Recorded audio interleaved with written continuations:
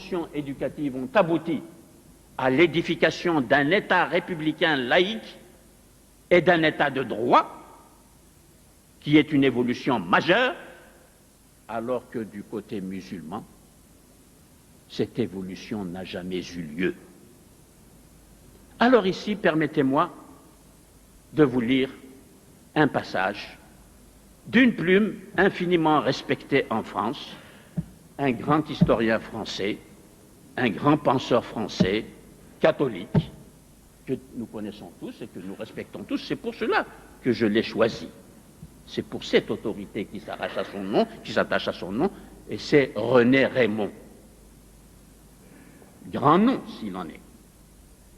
Il a écrit plusieurs ouvrages, dont un ouvrage qui concerne tout à fait notre sujet, Religion et société en Europe, la sécularisation au XIXe et XXe siècle. C'est tout à fait notre sujet. Eh bien, René Raymond s'aventure dans le terrain islamique. Et il écrit ceci, que je livre à votre réflexion, pour vous montrer, comme je l'ai dit au début, la nécessité, monsieur le ministre, pour la République, d'ouvrir de toute urgence ce que j'ai appelé depuis l'affaire Rushdie des espaces d'expression intellectuelle et scientifique, pour l'islam bien sûr, parce qu'il est le dernier venu et il cherche un espace pour s'exprimer, un espace, je le déclare toujours aussi publiquement, que l'islam ne trouve pas dans ces pays mêmes, dans les pays musulmans, et que la France peut lui offrir. C'est dans ce sens-là que je l'ai dit. Imaginez la jeunesse maghrébine francophone qui suit tout ce qui se passe dans ce pays et qui verrait advenir une parole positive, constructive, dans des espaces officiels d'expression académique, politique, culturelle, pour permettre à l'islam de renouer, pas, je le répète, de découvrir, de renouer avec une tradition de pensée qui possède des références historiques, des points d'appui intellectuels, pour réactiver une pensée de type laïque, au sens intellectuel et pas seulement au sens de compromis juridique entre l'Église et l'État. Voici ce qu'écrit René Raymond. Avec l'islam, on a une religion qui ne comporte pas, pour le moment, apparemment, en elle, de possibilités d'interface, pour ainsi dire, pour la laïcité. Puisqu'il y a non pas confusion, mais fusion totale entre la communauté religieuse et la société civile. Cette affirmation est infirmée par la moindre analyse sociologique de chaque société où l'islam est présent. Vous voyez comment je m'exprime. Je refuse à dire société musulmane. Je refuse à dire État musulman. Tant qu'un inventaire sociologique des réalités d'un pays comme l'Algérie n'est pas rétabli par un regard scientifique sur cette société et non plus un regard idéologique. Et sur toutes les autres sociétés, vous pouvez aller de l'Indonésie, un pays multiculturel, multiethnique, multilinguistique s'il en est, plus de 100 langues. Et je vais décrire ce pays, si divers, si riche, sous le seul nom d'islam, c'est tout à fait arbitraire. Donc, cette affirmation-là est une affirmation imprudente de la part de l'éminent historien. Le Coran est à la fois le code civil et le code pénal. C'est une affirmation intenable. Parce que le Coran, comme la Bible et les évangiles, ne peut pas fonctionner sans des exégèses appropriées. Or, dès qu'intervient l'exégèse, interviennent les combats entre les groupes sociaux autour de l'interprétation de chaque virgule et de chaque mot et de chaque voyelle même. Oui, oui, chaque voyelle qui peut affecter un verbe, parce qu'une voyelle au passif ou à l'actif change complètement le système de l'héritage, comme je l'ai montré à propos du verset 12 de la sourate sur les femmes au sujet de l'héritage. Une voyelle. Il est donc faux d'écrire les choses comme ceci, surtout de la part d'un savant. Par conséquent, ajoute-t-il, c'est au Coran qu'on demande l'inspiration du gouvernement. C'est faux. Une histoire, un fait historique. Lorsque le calife al-Ma'moun a voulu imposer à tous les musulmans la position théologique défendue par les Mu'tazilites, école théologique extrêmement importante, au sujet de ce qu'ils appelaient le Coran créé contre la théorie du Coran incréé, débat formidable intellectuellement sur la notion même de parole de Dieu et sur la notion même de révélation, un débat qui intellectuellement mériterait d'être ouvert, pas en le présentant bien sûr avec le vocabulaire rébarbatif de la théologie seulement, mais avec d'autres outils qui sont des outils modernes de la linguistique en particulier. Lorsque Al-Ma'moun a voulu donc, par son pouvoir politique, imposer un dogme de type théologique, les musulmans, et en particulier Ibn Hanbal, en ce temps-là, le fondateur de l'école hanbalite, un imam parmi d'autres, s'est levé et a dit « La ta'ata li makhlouq fi ma'siyatil khaliq ». Une parole formidable qui est restée dans la mémoire et dans la pensée. Ça veut dire nul n'est tenu d'obéir à une créature, fût-elle un calife, lorsqu'il s'agit d'entrer en rébellion contre le Créateur. C'est une définition de la sphère du spirituel et de la sphère du politique, en une phrase lapidaire. Et Ibn Hanbal a refusé d'obéir en disant au calife « Ce ne sont pas tes oignons. Tu n'as pas la légitimité pour intervenir dans ce débat. » Et voilà pourquoi je dis, dans une autre formule lapidaire qui, celle-là, est mienne, et que je voudrais redire ici parce que, monsieur le ministre, ça éclaire les difficultés que tous les ministres de l'Intérieur ont eues avec les musulmans ici pour constituer cette autorité, cet interlocuteur, etc. L'islam est théologiquement protestant et politiquement catholique.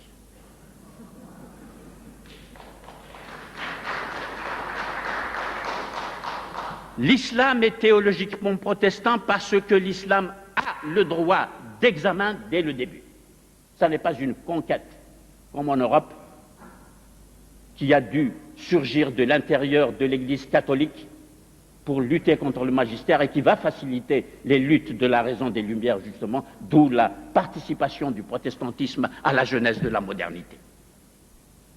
L'islam a cette liberté.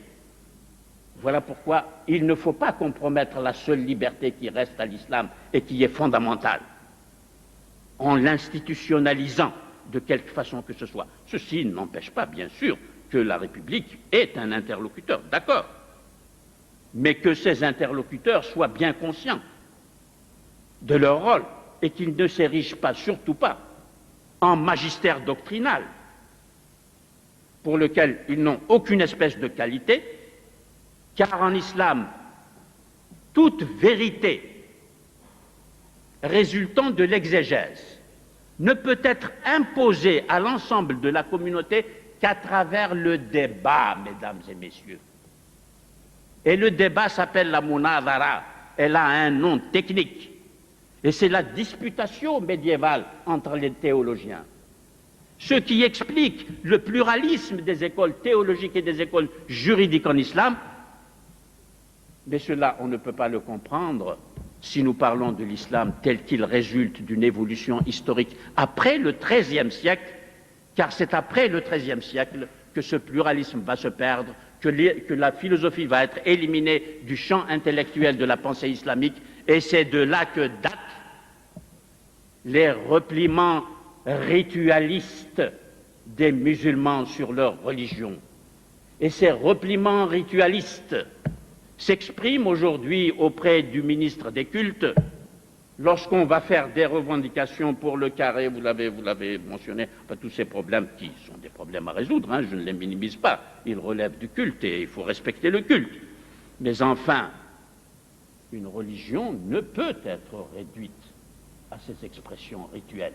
C'est la mort de la religion.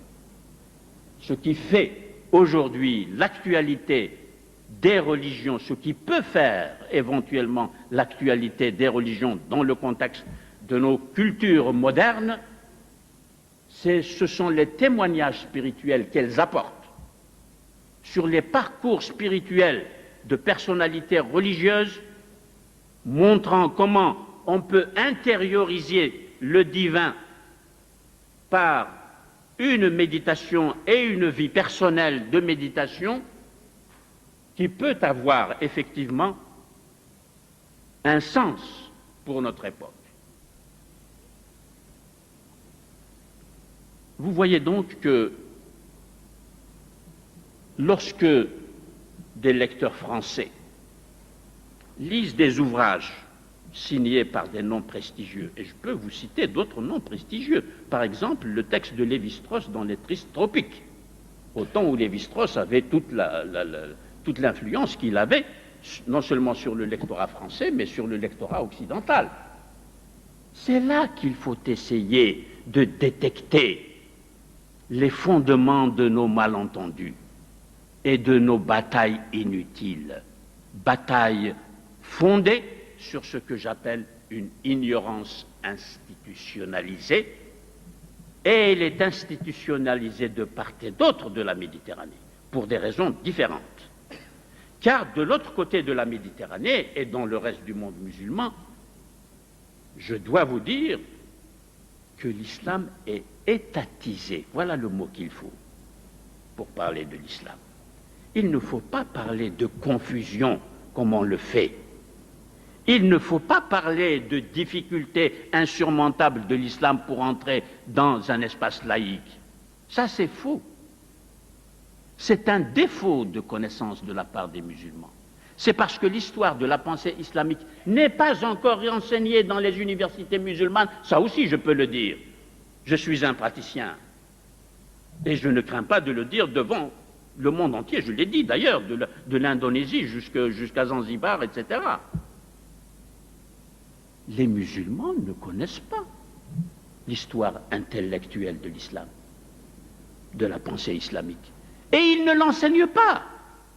Je peux vous donner des exemples nombreux d'un enseignement fondamentaliste, d'où l'ouvrage qu'a cité M. Lafrance, que j'ai écrit en arabe, et qui traite de la pensée fondationnelle.